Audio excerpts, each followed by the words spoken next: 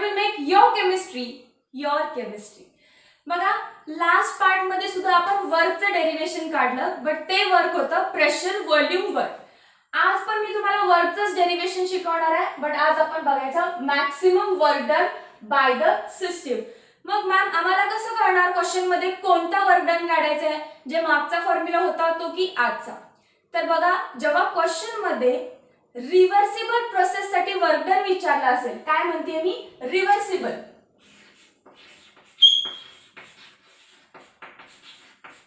तर तुम्ही maximum work डनचा formula वापरायचा. आणि इरिव्हर्सिबल प्रोसेस असेल, रिव्हर्सिबल म्हणजे कशी जी टू अँड फ्रो वाली आहे, रिएक्शन होता होता बॅक रिव्हर्स होऊ शकते, तेव्हा मॅक्सिमम वर्क डनचं एक्सप्रेशन वापरायचं. आणखी जेव्हा लास्ट मध्ये काय केलं बघा, पिस्टन उचलला, व्हॉल्यूम वाढला, प्रेशर कमी, व्हॉल्यूम वाढला, so W is equal to minus P external into delta V. हा तेव्हा वापरला जेव्हा तुमचं डायरेक्शन एक होतं, ओनली वन डायरेक्शन, म्हणजे फक्त आणि फक्त इरिव्हर्सिबल प्रोसेस साठी. ही प्रोसेस जेव्हा पिस्टन वरती उचलला, हा पिस्टन परत खाली जाणार नाही, कारण ही प्रोसेस इरिव्हर्सिबल आहे, ही परत रिव्हर्स होणार नाही, तेव्हा फॉर्म्युला होता W is equal to minus P external into delta V. आणि जेव्हा क्वेश्चन मध्ये असं येईल की find work done by the system when isothermal reversible process is done, तर W इज इक्वल टू आता जे डेरिव्हेशन काढणार आहे आपण तो फॉर्म्युला वापरायचा. क्लिअर आहे? लेक्चरच्या एंडला परत एकदा सांगेन. मग मॅक्सिमम वर्क काय आहे, तर जेव्हा मी तुम्हाला रिव्हर्सिबल प्रोसेस एक्सप्लेन केलेली टाइप्स ऑफ प्रोसेसेस मध्ये खूप सारे इकडे बीकर्स काढलेले, त्या पिस्टन लावलेलं, त्याच्यावरती वेट ठेवलेले, प्रत्येक वेळी वेट काढून आपण प्रोसेस मी करून दाखवली. आज परत एकदा दाखवणार शॉर्ट मध्ये. सो स्टार्ट करूया आजचं लेक्चर. मॅक्सिमम वर्क डन, तेव्हा देखील मी सांगितलेलं रिव्हर्सिबल प्रोसेस मॅक्सिमम काम करतात. का करतात बघा आता. Work performed by the system is governed by opposing force, that is P external. तुम्हाला माहितीच आहे इमेज कुठली, ही तुमचं बीकर आहे, ह्याच्यात काहीतरी गॅस आहे, is fitted with some movable frictionless piston. वरती जो ॲटमॉस्फेरिक प्रेशर असतं ते कुठलं आहे, अपोजिंग प्रेशर म्हणा किंवा P एक्सटर्नल. या एक्सटर्नल प्रेशर वरती तुमचं वर्क डन डिपेंड आहे. लास्ट टाइम सुद्धा मी सांगितलेलं, बरोबर आहे. का डिपेंड आहे बघा, व्हॅक्यूम मध्ये प्रेशर नसतं, व्हॅक्यूम मध्ये प्रेशर नाहीये, अपोजिंग एक्सटर्नल प्रेशर नाहीये, तर वर्क डन पण झिरो. जर प्रेशर नसेल तर वर्क डन पण झिरो झालं. याचा अर्थ वर्क डन फाइंड करताना प्रेशरचा एक खूप इम्पॉर्टंट रोल असतो. तर या प्रेशरला आपण म्हणतो opposing force, that is P external. Okay, so opposing force that is P external is directly proportion to work done by the system. By the system म्हणजे कुठलं, सिस्टीमने काम केलं सराउंडिंग वरती, so this is expansion. So expansion जेव्हा एखादा gas करतो, so totally कशावर डिपेंड असणार आहे, अपोजिंग प्रेशर किती आहे. कसं ते मी एक्सप्लेन करणार आहे. आता फक्त काय लक्षात ठेवा, जेवढा जास्त अपोजिंग फोर्स जास्त म्हणजे व्हॅल्यू मध्ये जास्त, तेवढं वर्क डन सुद्धा जास्त असतं. म्हणजे इफ एक्सटर्नल प्रेशर झिरो झालं तर वर्क डन पण झिरो. झिरो पासून आता मॅक्सिमम व्हॅल्यू पर्यंत तुम्ही जर एक्सटर्नल प्रेशर वाढवत गेला 1 atm 1.5 something something something to maximum value, तर वर्क डन पण हळूहळू झिरो पासून वाढायला लागेल. If external pressure is maximum, system does maximum work. Okay, next बघा, if external pressure becomes greater than pressure of gas. या गॅसचं खालच्या प्रेशर आपण P मानतो. येस, P मानतो. इक्विलिब्रियम जेव्हा असेल ना, वरचं प्रेशर जास्त ना खालचं प्रेशर जास्त, तेव्हा काय असतं सांगा, P is equal to P external. तेव्हा काहीच प्रोसेस होणार नाही, इक्विलिब्रियम मध्ये असणार आहे तुमची सिस्टीम. येस, बट आता काय झालंय, जर मी म्हणतेय एक्सटर्नल प्रेशर वाढलं, एक्सटर्नल प्रेशर वाढलं खूप, कोणापेक्षा, खालच्या गॅसच्या प्रेशर पेक्षा, याचा अर्थ पिस्टन फास्टली खाली खाली चाललाय, असा खाली चाललाय. सो काय व्हायला सांगा, कॉम्प्रेशन व्हायला लागलं गॅसचं.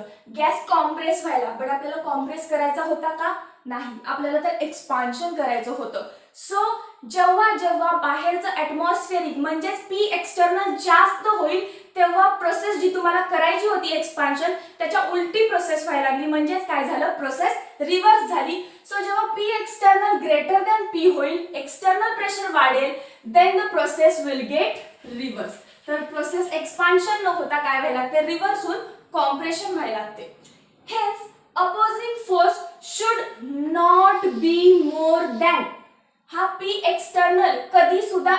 मोठा नको आहे. कोणापेक्षा? Than driving force. Driving force म्हणजे खालचं pressure, pressure of gas. Opposing force म्हणजे पी एक्सटर्नल. सो कधीही P external greater than P नको आहे. का नको आहे? बिकॉज आपली प्रोसेस नाहीतरी रिव्हर्स होऊन जाईल. मग कसं पाहिजे? तर ड्रायव्हिंग फोर्स म्हणजे पी, एक्सटर्नल म्हणजे अपोजिंग फोर्स. यामध्ये मोठं कोण पाहिजे? ऑलवेज पी मोठा पाहिजे. ऑलवेज गॅसचं प्रेशर मोठं पाहिजे. बघा इथे लिहिते पी ऑलवेज ग्रेटर पाहिजे पी एक्सटर्नल पेक्षा. मग मॅम तुम्ही तर इथे म्हणाला की अपोजिंग फोर्स जेवढा जास्त तेवढं काम पण जास्त. मग इथे म्हणताय की खालचं प्रेशर जास्त पाहिजे. दोन्ही कॉन्ट्रास्ट व्हायला लागले. तर नीट ऐका, आताचं वाक्य सगळ्यात इम्पॉर्टंट आहे. अपोजिंग फोर्स म्हणजे एक्सटर्नल प्रेशर मॅक्सिमम पाहिजे, व्हॅल्यू त्याची जास्त पाहिजे, बट खालच्या गॅसच्या प्रेशर पेक्षा कमीच. मॅक्सिमम हवी आहे but not more than driving force. लक्षात येते? पी एक्सटर्नलची व्हॅल्यू, एक्सटर्नल जे प्रेशर आहे ते पॉइंट पासून चालू होईल. 0.1, 0.2, 0.3, 0.4, 0.5, 0.6, 0.7, 0.8, 0.9, 1. सो मॅक्सिमम व्हॅल्यू कुठली झाली? 1 ॲटमॉस्फिअर. आणखीन पुढे जाईल. सो जी काही व्हॅल्यू असेल या व्हॅल्यूज मध्ये त्यातली सगळ्यात मॅक्सिमम व्हॅल्यू तुमची पी एक्सटर्नल पाहिजे, बट ती पी एक्सटर्नल व्हॅल्यू खालच्या गॅसच्या प्रेशर पेक्षा नेहमी कमीच पाहिजे. आणि ह्या दोघांमध्ये डिफरन्स कोणामध्ये? खालचं गॅसचं प्रेशर आणि वरचं एक्सटर्नल प्रेशर याच्यामध्ये अगदी स्मॉल डिफरन्स असतो. अगदी स्मॉल डिफरन्स असतो ज्याला आपण इन्फायनाडेसिमली स्मॉल म्हणतो. सो मी काय लिहिते बघा, इथे डेल्टा करा, इथे डेल्टा करा. आपला जो खालचा गॅसचं प्रेशर आहे ते मोठं आहे. सो त्यातून जर मी एक्सटर्नल प्रेशर मायनस केलं तर अतिशय स्मॉल, डी म्हणजे काय? व्हेरी स्मॉल प्रेशर असतं हे. So for maximum work to be done, जर आपल्याला मॅक्सिमम काम करायचं असेल, आपल्याला म्हणजे कोणाला? सिस्टीमला, त्या गॅसला जर मॅक्सिमम काम करायचं असेल तर नेहमीच त्या गॅसचं प्रेशर म्हणजे तुमचं driving force should be greater than external pressure. हे प्रेशर जास्त पाहिजे, प्रेशर ऑफ गॅस. म्हणून तर एक्सपान्शन होणार, मगच एक्सपान्शन होणार. जर उलट झालं तर रिव्हर्स कंडिशन होते. Yes, so that is reversible process do maximum work. यालाच मी काय म्हणते? रिव्हर्सिबल प्रोसेसेस ज्या असतात त्या मॅक्सिमम वर्क करत असतात. लक्षात आलं रिव्हर्सिबल वर्क काय आहे? हे सगळे पॉइंट्स क्लिअर आहेत? येस, परत एकदा वाचते फास्ट बघा. वर्क परफॉर्म, जे वर्क काही केलेलं असतं एखाद्या सिस्टीमने ते टोटली कशावरती डिपेंड असतं? अपोजिंग फोर्सवरती म्हणजे एक्सटर्नल प्रेशरवरती. दुसऱ्या पॉइंट मध्ये सांगितलं एक्सटर्नल फोर्स जेवढा जास्त तेवढा जास्त वर्क. जर एक्सटर्नल फोर्स किंवा प्रेशर 0 तर वर्क डन पण 0. एक्सटर्नल प्रेशर किंवा फोर्स मॅक्सिमम, वर्क डन सुद्धा मॅक्सिमम. जर उलट झालं म्हणजे एक्सटर्नल प्रेशर जास्त झालं, नॉट उलट ऍक्च्युली. आता रिलेशन लावलं, मग आजपासून काय बोलले मी? ह्या 4 पॉइंट्स मध्ये एक्सटर्नल प्रेशरची व्हॅल्यू मॅक्सिमम पाहिजे. जी काय व्हॅल्यू आहे त्याची ऍटमॉस्फेरिक प्रेशर बार मध्ये ती व्हॅल्यू फक्त आपल्याला मॅक्सिमम पाहिजे. त्यानंतर वरच्या पॉइंट मध्ये मी पी एक्सटर्नल आणि खालच्या गॅसच्या प्रेशरला मी कंपेअर करायला कोणाची जास्त व्हॅल्यू पाहिजे. तर ऑफकोर्स आपल्याला एक्सपान्शन करायचं असेल तर नेहमी खालच्या गॅसचं प्रेशर जास्त पाहिजे जेणेकरून तो गॅस एक्सपांड होईल. सो खालच्या गॅसचं प्रेशर जास्त पाहिजे आणि बाहेरचं पी एक्सटर्नल कमी पाहिजे. बट जर उलट झालं, पी एक्सटर्नल जास्त झालं तर तुमचा गॅस कॉम्प्रेस होईल, दॅट इज रिव्हर्सिबल होईल. आता खालचं गॅसचं प्रेशर पी आणि वरचा एक्सटर्नल फोर्स पी एक्सटर्नल यांच्यामध्ये खूप छोटासा डिफरन्स असतो, व्हेरी मायन्यूट डिफरन्स असतो. सो काय लिहितो आपण? DP is equal to P minus P external. So मोठं कोण आहे याच्यात? प्रेशर ऑफ गॅस, जो काय खालचा ड्रायव्हिंग फोर्स आहे तो. Got it? अगदी लहान डिफरन्स असल्यामुळे काय झालं, आपल्याला हवं तेव्हा एक्सपान्शन, हवं तेव्हा कॉम्प्रेशन करता येतं. So this was about maximum work done. Process कोणत्याही पॉइंटला रिव्हर्सिबल आहे. आपण उलटी नेऊ शकतो, एक्सपान्शन होता होता आपण कॉम्प्रेशन करू शकतो किंवा कॉम्प्रेशन होता होता आपण एक्सपान्शन करू शकतो. अशा टाइपच्या प्रोसेसमध्ये जे वर्क डन असतं ते कसं आहे? मॅक्सिमम आहे. चला त्याचं डेरिव्हेशन बघूया. स्क्रीनशॉट करून घ्या या पॉइंटचा. Okay, so point is expression किंवा derivation for maximum work done. Derivation start कसं करायचं आहे बघा, मी फिगर इकडे काढते. Consider a cylinder fitted with some certain amount of gas or certain amount of idle gas number of moles. हा किती आहे? 1 मोल आहे, 2 मोल्स आहेत. So n number of moles आहेत, n मोल ऑफ गॅस आहे. So consider n mole of ideal gas filled in a cylinder fitted with movable, frictionless and rigid piston.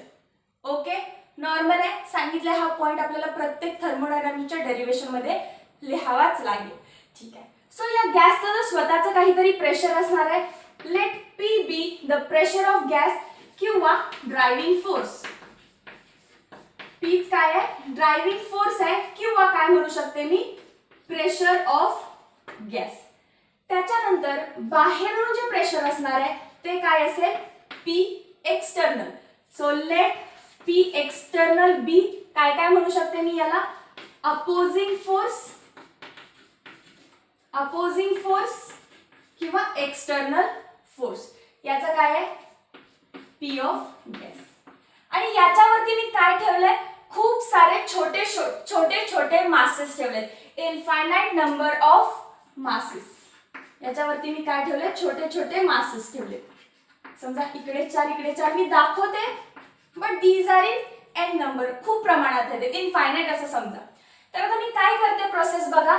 यातलं किंवा आणखीन काय सांगायचं इम्पॉर्टंट, तर या गॅसचा व्हॉल्यूम असू दे V. Let V be the initial volume. V काय आहे?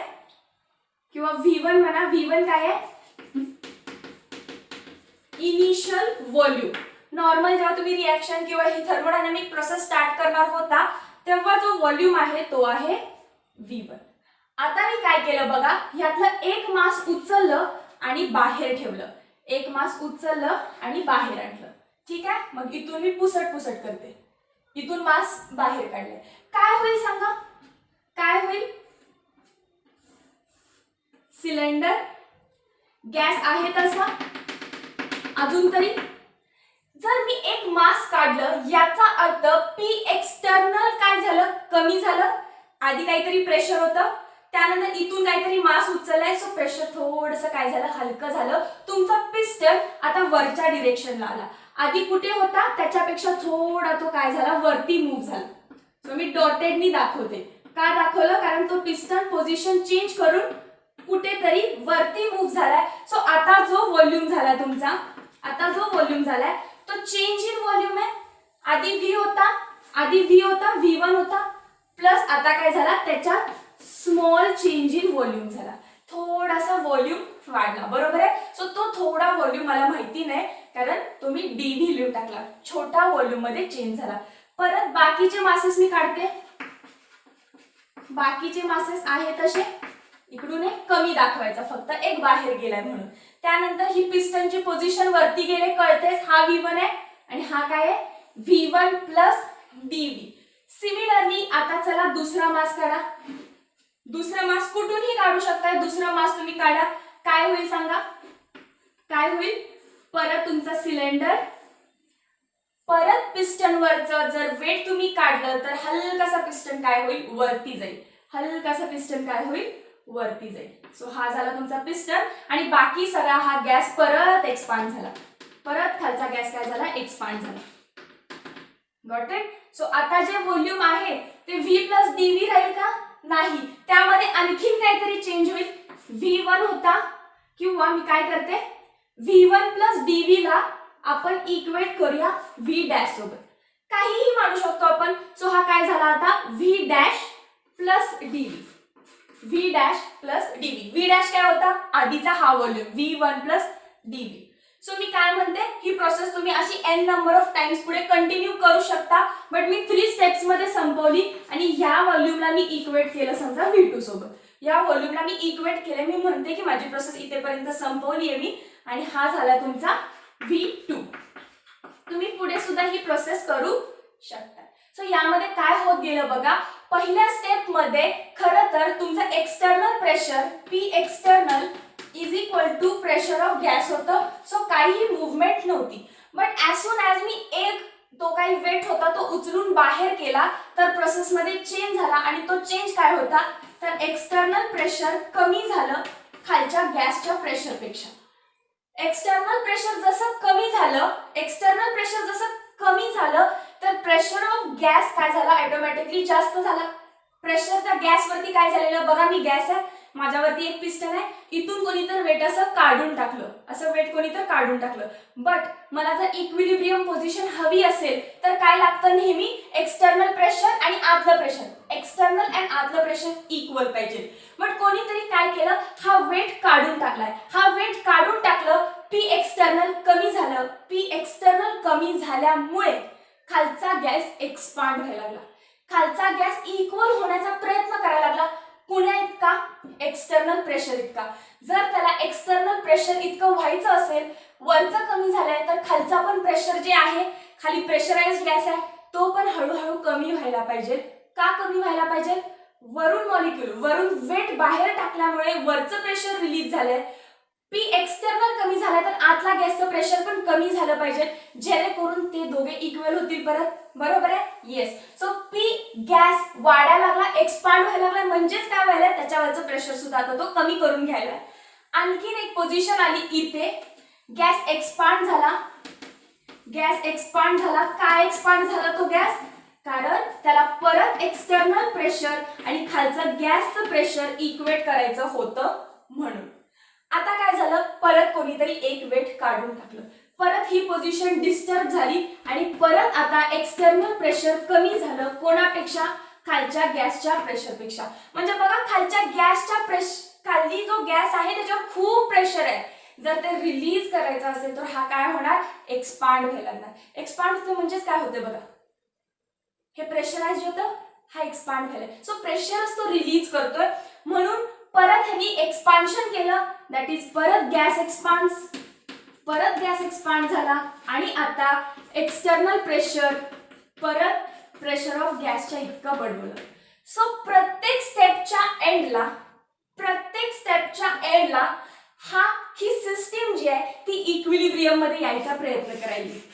काहीतरी आपण चेंजेस करतो, पण परत सिस्टीम स्वतःमध्ये चेंजेस करते. हा आपण केलेला चेंज, हा सिस्टीमने केलेला चेंज, हा आपण केलेला चेंज, हा सिस्टीमने केलेला चेंज. सो आपण केलेल्या चेंजची नुकसान भरपाई करण्यासाठी खालचा गॅस एक्सपांड व्हायला लागला, इक्विलिब्रियमला आला. जसा तो इक्विलिब्रियमला आला, मी परत एक मास काढून टाकलं, परत गॅस एक्सपांड झाला, इक्विलिब्रियमला आला. आता जर मी परत काढून टाकलं तर परत एक्सपान्शन होणार आणि हे एक्सपान्शन कंटिन्यू होतच राहणार. कधीपर्यंत, कधीपर्यंत, जर समजा मी मध्येच काय केलं, कुठल्याही एका स्टेपला जो मास मी काढलेला तो परत ह्याच्यात ठेवला, समजा हा काढलाय परत ह्याच्यात ठेवला, तर काय होईल, आता बाहेरचं प्रेशर वाढलं, एक्सटर्नल प्रेशर वाढणार, तर गॅस कॉम्प्रेस होणार. सो मी जर उलटी प्रोसेस केली तर माझी सिस्टीम सुद्धा उलटी प्रोसेस करायला लागली. जर बाहेरून मी उलटी प्रोसेस केली तर आत माझा गॅस सुद्धा जसा एक्सपांड होत होता तोच काय व्हायला लागला, कॉम्प्रेस व्हायला लागला. का व्हायला लागलाय, कारण जे एक्सटर्नल प्रेशर आहे पी एक्सटर्नल आणि आतल्या प्रेशरचं जे गॅस आहे याच्यामध्ये फार फरक नाहीये, फार फरक नाही. किती फरक आहे, व्हेरी स्मॉल, ज्यालाच आपण काय लिहितोय, डीपी. डीपीला काय लिहिलं, जास्त प्रेशर कोणाचं असतं, ऑलवेज गॅसचं, म्हणजे पी लिहिलं तरी चालतं, पी लिहिलं तरी पण चालेल, मायनस पी एक्सटर्नल. सो हे एक रिलेशन लक्षात ठेवा. या दोघांमध्ये जास्त फरक नाहीये, व्हेरी स्मॉल फरक आहे. सो इन्फायनाइट डेसिमली स्मॉल फरक, सो डीपी लिहायचं. पण ऑलवेज जास्त कोण पाहिजे, खालच्या गॅसचं प्रेशर जास्त पाहिजे तरच एक्सपान्शन होईल, नाहीतर काय होणार, कॉम्प्रेशन. सो हे एक रिलेशन लक्षात ठेवा. आता माझ्या सिस्टीमने हे जे काही केलं, एक्सपान्शन म्हणजेच काय केलं, वर्क डन केलं. सो मी काय लिहिते बघा, work is equal to force into displacement. हे सतत आपण लिहिलंय, 3 वेळा लिहितो, हे 3रा वेळ आहे. आता पहिल्यांदा मी नॉर्मल वर्क काय आहे सांगताना तेव्हा लिहिलेलं, सेकंड टाइम मी पीव्ही वर्कच्या वेळी लिहिलं आणि आज थर्ड टाइम लिहिते. आता हे तर तुम्हाला माहितीच झालंय. फोर्स काय आहे, इकडे लिहिते, फोर्स काय आहे किंवा प्रेशर काय आहे, force upon area. Yes, you know this, pressure is force upon area. बरोबर आहे. मग मी काय लिहितो ते, याला जर मला फोर्स लिहायचा असेल, फोर्स, तर मी प्रेशर इंटू एरिया करायचे. बट कुठलं प्रेशर, तर external pressure. Ma'am Y external pressure, तर बघा माझा गॅस एक्सपांड व्हायलाय, बट कुणाला अपोज करून, वरच्या एक्सटर्नल प्रेशरला अपोज करून माझा गॅस जो आहे तो फोर्स लावून एक्सपांड व्हायलाय. सो फोर्स लावला आणि कुणाच्या अपोज मध्ये लावला, एक्सटर्नल प्रेशरच्या, म्हणूनच आपण वर्क डनला कसं लिहित होतं बघा, मायनस. मायनस का? कारण वरून जे प्रेशर आहे ते अशा डायरेक्शन मध्ये वरून खाली, आणि गॅस कसा व्हायला एक्सपांड खालून वर. So these both are opposite directions. So sign आली minus P into delta V. हे तुमचं एक्सप्रेशन होतं जे मागे तुम्ही लिहिलेलं P external. Am I right? Yes. But इथं प्रत्येक स्टेप मध्ये 1 2 3 किती काम केलंय? Very small amount of work is done. Small volume मध्ये चेंज म्हणजे small work is done. Small volume मध्ये चेंज म्हणजे small work is done. So मी पहिली स्टेप जर धरली तर मी काय लिहिणार? DW. सो परत लिहिते बघा, हे परत लिहिते हीच step.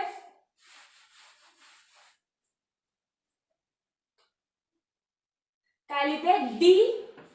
DW is equal to minus P external into DV. बरोबर आहे? तुम्ही जिथे डेल्टा लिहिलं मागच्या इक्वेशन मध्ये, फक्त मी D लिहिलं कारण व्हेरी स्मॉल चेंज आहे म्हणून. येस, बरोबर आहे. तर चला, हा झाला स्टेप 1 मध्ये ही जी प्रोसेस झाली इथून इथे जाण्याची. ह्यामध्ये काय वर्क केलं तर minus P external into DV इतकं काम केलं. प्लस आता मला बघा, इथे जी इक्वेशन आहे, इथे जी इक्वेशन आहे ती मी परत लिहून घेऊ का इथे? येस. काय लिहिते बघा, we know change in pressure किंवा DP काय आहे? P minus P external. असं का लिहिलंय?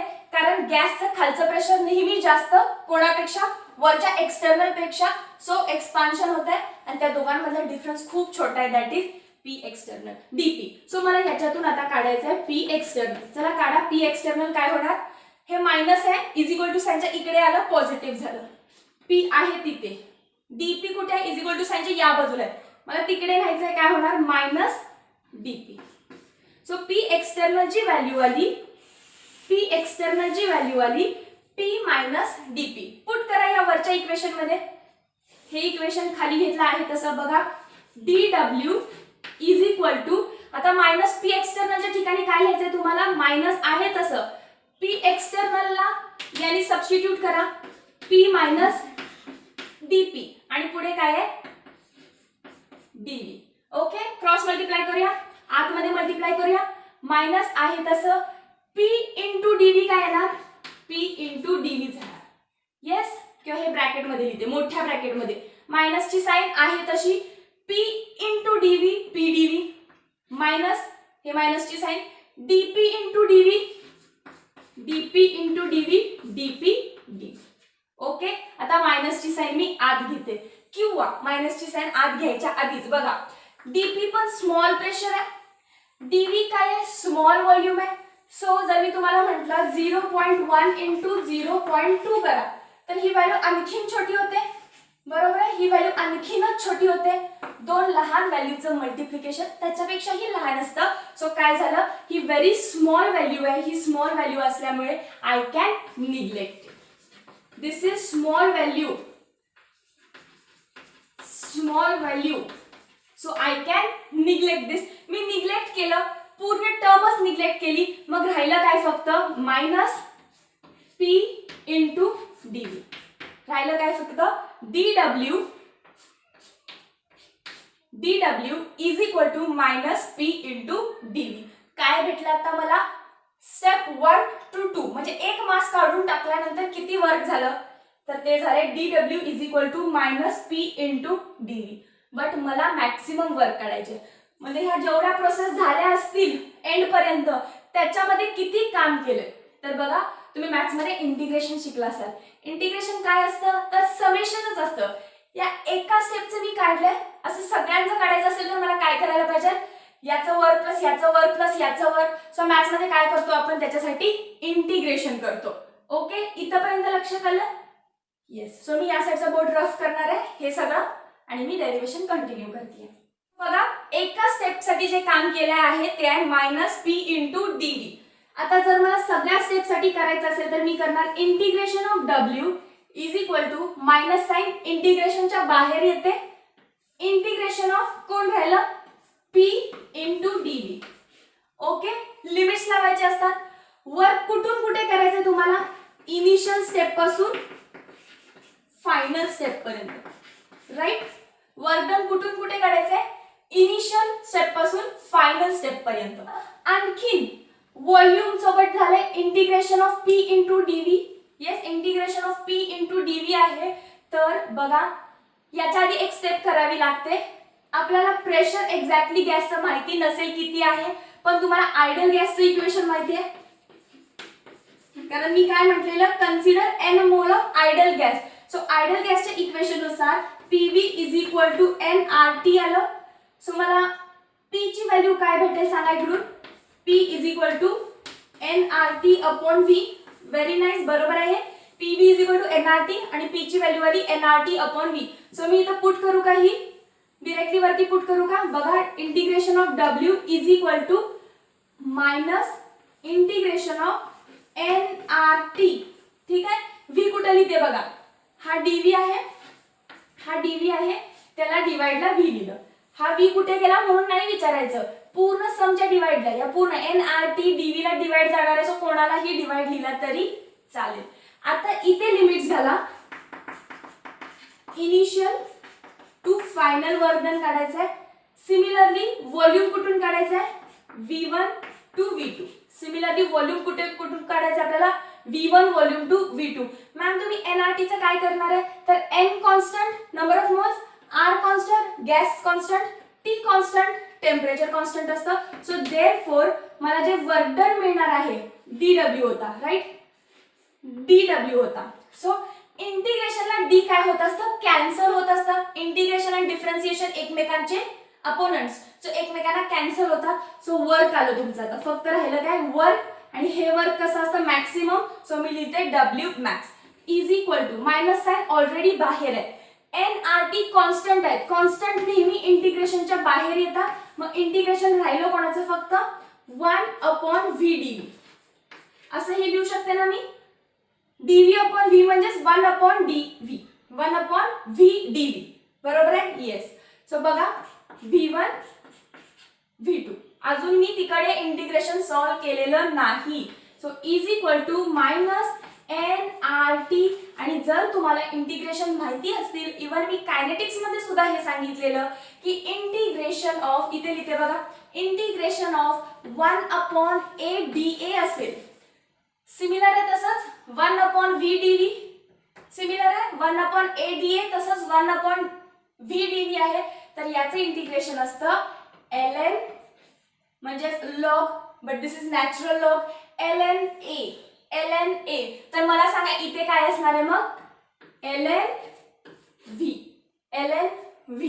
मॅम लिमिटचं काय करतो, तर जी काही तुम्ही इंटिग्रेशन केलं त्याचे जो ब्रॅकेट क्लोज होतं, त्या क्लोज ब्रॅकेटला खाली लिहायचं असतं V1, वरती V2. दिसतंय का हे, मायनस NRT 1 अपॉन व्ही चं इंटिग्रेशन आलं ln v. मग लिमिट आहे अजून V1 टू V2. सो हे लिमिट कुठे लिहायचे असतात, हे ब्रॅकेट संपल्यानंतर लोअरला जे आहे ते लोअरला, अप्परला जे आहे ते अप्परला. So V1 upon V2. मी येलो चॉकने लिहिते ते, किंवा पिंकने करते. कलर दिसतात का बघा तुम्हाला, हे खाली आहे V1 आणि वरती आहे V2. मग बघा पुढे कसं सॉल्व्ह करायचं असतं, is equal to minus NRT. So upper limit minus lower limit करायचं. या ln v आहे ना, ह्याच्यामध्ये वरती जी आहे ती व्हॅल्यू सबस्टिट्यूट करा. सो ln v होता, v च्या जागी V2 लिहायचं. सो काय झालं, ब्रॅकेट मध्येच लिहिते मी ln of V2.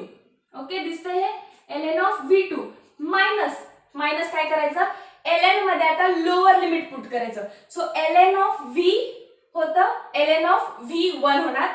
So ln of v2 minus ln of v1 झालं, ln of v2 minus ln of v1 झालं. आता बघा, जर दोन लॉगच्या मध्ये मायनस असेल आणि मला एकाच लॉग खाली आणायचा असेल, इकडे लिहिते is equal to minus NRT. एकाच लॉग खाली आणायचा असेल तर काय होणार आहे, ln v2 upon v1. लॉगचा rule आहे हा, बरोबर आहे. जर दोन लॉग सेपरेट असतील, log a minus log b, आणि एका लॉग खाली आणायचा असेल तर a अपॉन b करतो आपण. सिमिलरली मी काय केलं, V2 अपॉन V1. सो ते झालं minus NRT ln V2 upon V1. मला ln नको असेल, मला लॉग आणायचा असेल, ln नको आहे मला, लॉग हवा असेल, हे रफ करते इकडचं.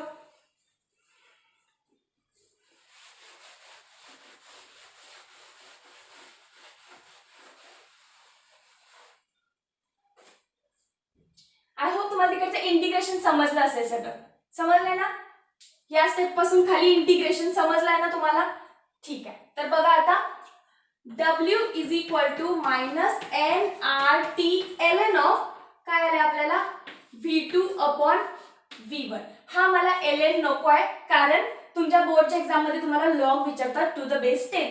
सो मी काय करते बघा, W is equal to minus ln च कन्वर्जन जर लॉग मध्ये करायचं असेल तर मल्टिप्लाय बाय 2.303.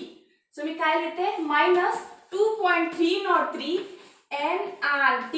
आता 2.3 ने मल्टिप्लाय केलं सो ln चा झाला log V2 upon V1 and this is your final equation for maximum work done. maximum work done. लक्षात आलंय? येस. आता मला सांगा, हेही तुम्हाला माहिती असेल, P1 V1 is equal to P2 V2. Boys law P1 V1 is equal to P2 V2 असतं. मग मी काय करते बघा, मला V2 अपॉन V1 लिहायचंय. V2 इथे इज इक्वल टू सांगितलं आहे तशी, V2 इथे आहे, V1 इकडून आणला सो V2 अपॉन V1 केलं.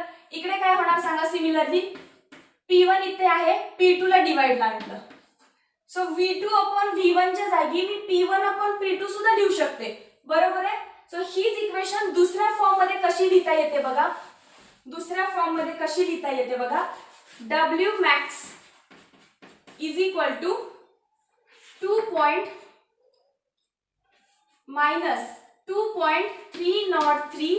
nRT log of V2 upon V1 च्या जागी काय लिहायचं, P1 अपॉन P2, बरोबर आहे? व्हॉल्यूम असेल तर 2 अपॉन 1, प्रेशर असेल तर 1 upon 2. So these two are the equations for maximum work done. These two are the equations for maximum work. लक्षात आलंय? मेन म्हणजे तुम्हाला इंटिग्रेशन कळालंय का?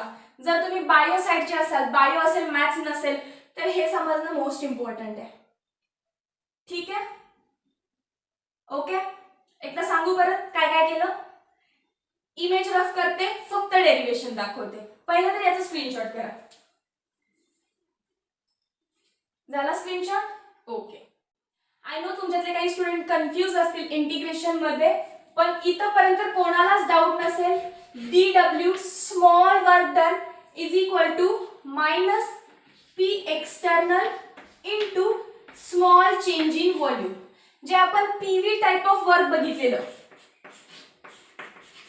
PV टाइप ऑफ वर्क बघितलेलं, त्यामध्ये W is equal to minus P external into delta V होतं, right? तो delta फक्त D न सबस्टिट्यूट केला आणि W पण वर्क डन कसं होतं, हे मोठं वर्क डन आहे, स्मॉल वर्क डन साठी मी काय लिहिलं, DW.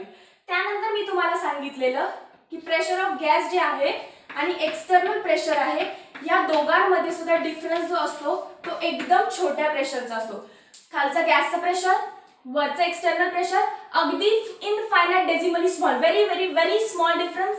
So DP is equal to जास्त कोणाचा आहे, खालचं P, कमी कोणाचा आहे, वरचं external. So P minus DP अतिशय छोटं प्रेशर असतं. या दोघांमधला डिफरन्स व्हेरी स्मॉल आहे. येस. मग मला P एक्सटर्नल ला सबस्टिट्यूट करायचं आहे, म्हणून आधी काय केलं, या डिफरन्स मधून मी P एक्सटर्नल काढणार. So P external is equal to काय येणार सांगा या इक्वेशन मधून. This is simple maths. Yes, P external येणार आहे P मायनस DP, बरोबर आहे? P minus DP. बघा, P एक्सटर्नल इकडे मायनस आहे, इकडे पॉझिटिव्ह झालं. P आहे तसा मायनस आहे तसा, DP इकडे पॉझिटिव्ह आहे, तिकडे जाऊन मायनस झालं. येस. सो हे जे काही काढलंय ते आता वरच्या इक्वेशन मध्ये पुट करा. तुम्हाला इक्वेशन येईल DW is equal to minus sign आहे तशी, कारण P एक्सटर्नल ला सबस्टिट्यूट करायचंय फक्त. सो P एक्सटर्नल ची व्हॅल्यू असते P minus DP into DV. आता हे आत मल्टिप्लाय करायचं. So DW is equal to minus, मोठं ब्रॅकेट टाका आधी, याला फक्त एवढंच करायचं आतलं, P into DV, P into DV आहे तसं, minus DP into DV. Okay. आता बघा, DP पण स्मॉल प्रेशर आहे, DV पण स्मॉल व्हॉल्यूम आहे. जर मी तुम्हाला म्हटलं 0.1 इंटू 0.2 करा, आन्सर काय येणार याचं सांगा. 0.02 म्हणजे आणखीन कमी व्हॅल्यू आली. 0.01 कमी आहे, 0.2 पण कमी आहे, त्यांचं मल्टिप्लिकेशन यांच्यापेक्षा पण कमी आलं. सो दिस व्हॅल्यू या दोघांचं मल्टिप्लिकेशन कसं असणार आहे, very small hence neglected. Very small hence neglected. मग राहिलं काय बघा फक्त minus p into D. Small work done is equal to minus p into DV. So हे एक मार्क करा, ही पहिली स्टेप आली. बट मला स्मॉल वर्क डन नको आहे. पहिल्या प्रोसेसमध्ये इथून एक मार्क्स काढून जी प्रोसेस आली या दोघांमधलं वर्क डन डीडब्ल्यू आहे. पण मी अशा खूप साऱ्या प्रोसेसेस केले, इनफायनाइट मास होतं, त्या सगळ्यांचं जर वर्क डन मला टोटल सम करायचं असेल तर ह्या इक्वेशनचं मला इंटिग्रेशन करायला लागेल. So integrate. सो काय करा आता तुम्ही इंटिग्रेट करा. कसं करणार, integration of dw is equal to minus इंटिग्रेशनच्या बाहेर येणार integration of p into dv. Limits put करा. वर्क डन कुठून कुठे काढायचंय, इनिशियल टू फायनल. हे कुठून कुठे काढायचंय, व्हॉल्यूम v1 टू v2. आता मी काय सांगत होते तुम्हाला, जर छोटे छोटे छोटे वर्क डन तुम्ही ऍड करत गेला तर एक तुम्हाला मोठं वर्क डन भेटेल, जे काय आहे w max is equal to, yes ती साइड आधीच रफ करून घेते, इज इक्वल टू बघा मायनस साइन इंटिग्रेशनच्या बाहेर आहे तशी. येस मी काय म्हटलं, आयडल गॅस असल्यामुळे असतं PV is equal to NRT.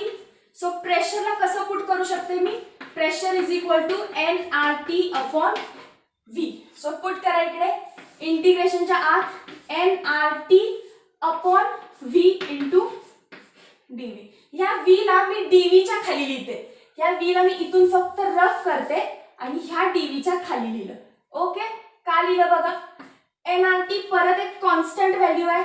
So constant इंटिग्रेशनच्या बाहेर येतं, integration of DV upon V. DV upon V म्हणजेच काय असतं, integration of DV upon V म्हणजेच integration of 1 upon DV. 1 upon V DV बरोबर आहे, तेच लिहिलंय. काय नाही म्हणजे 1 अपॉन व्ही डीव्हीच येते.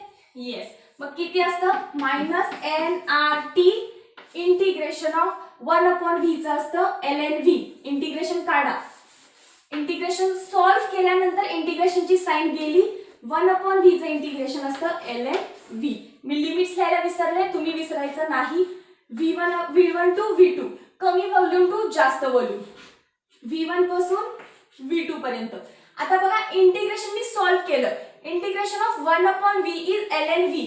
जेव्हा सॉल्व्ह केलं तेव्हा लिमिट्स मी ब्रॅकेटच्या ह्या बेसला लिहिले, बरोबर आहे. मग हे काय पुढे कसं सॉल्व्ह करायचं, so minus N R T L N of upper limit, ह्याला म्हणायचं अप्पर लिमिट, हे खाली आहे म्हणून म्हटलं lower limit. So L N मध्ये V2 सबस्टिट्यूट करा, एल एन मध्ये V2 सबस्टिट्यूट केलं. Yes, so L N of upper limit minus lower limit, lower म्हणजे कोण आता V1. सो मी काय करणार, एल एन ऑफ V1. ही स्टेप कळणं फक्त महत्वाचं आहे. ही स्टेप कळाली असेल तरच पुढचं कळालं. मॅथ्सच्या स्टुडंटला कळालं असेल, बायो स्टुडंट्स इथे आल्यानंतर काय करायचं, जी काही ही व्हॅल्यू आहे एकदा अप्पर लिमिट घाला, एकदा लोअर लिमिट घाला. So L N V2 L N V1 आणि अप्पर मायनस लोअर करायचा असतो. So L N V2 minus L N V1 केलं. Okay, so minus N R T. जेव्हा दोन लॉग मध्ये मायनस असतं आणि मला एका लॉगला आणायचं असतं, दोन एल एन आहेत, एल एन काय आहे, लॉगच आहे, log to the base E असतो तो. सो एल एन आहेत, मी काय केलं बघा V2 अपॉन V1. हे तुम्ही शिकलाय. ओके, दोन लॉग सेपरेट आहेत, एका खाली आणायचे असतील तर ते होतात डिवाइड.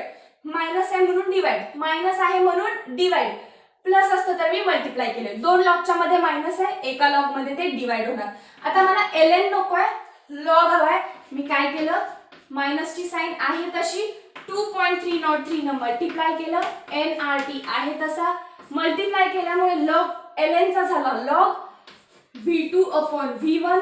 मला बॉयजला सांगतो की V2 upon V1 is equal to P1 upon PT. So N R T is equal to log of P1 upon P2. आणि हे दोन इक्वेशन्स तुम्हाला लक्षात ठेवायचे आहेत because they are of maximum work done in reversible process.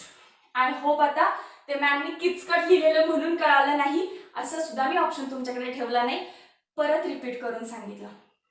लक्षात आलं असेल डेरिव्हेशन. ओके. सो आज मी एक्झाम्पल्स नाही घेत. डेरिव्हेशन तुम्हाला बोर्डाला विचारू शकता. डेरिव्हेशनची प्रॅक्टिस करा.